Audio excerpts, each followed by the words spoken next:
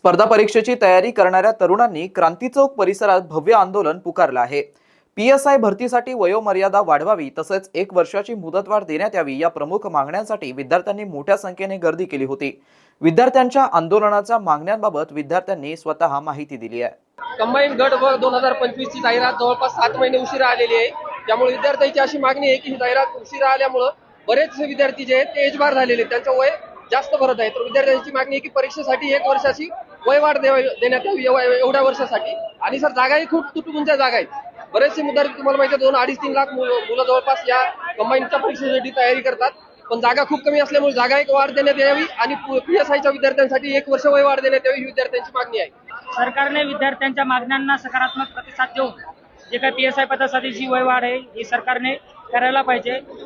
जवळपास 70 ते 80+ जे काही खासदार, आमदार किंवा मंत्री वगैरे असतील किंवा इतर पक्षाचे नेते, सरकारच्या सुद्धा पक्षातील नेते आहेत, त्यांनी सुद्धा अशा पद्धतीची मागणी केलेली आहे। पण लाडक्या सीएम साहेबांनी आमच्या मागणीला अजून आतापर्यंत तरी सकारात्मक प्रतिसाद दिलेला नाही। त्यामुळे आम्ही हा आंदोलनाचा पवित्रा उचललेला आहे।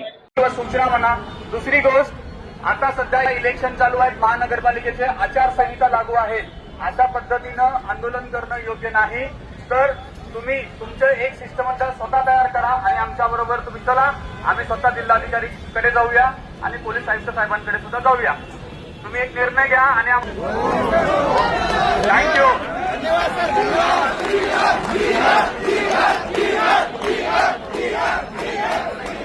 मित्रांनो, ही बातमी तुम्हाला कशी वाटली आमच्या कमेंट बॉक्समध्ये प्रतिक्रियेच्या स्वरूपात नोंदवायला विसरू नका।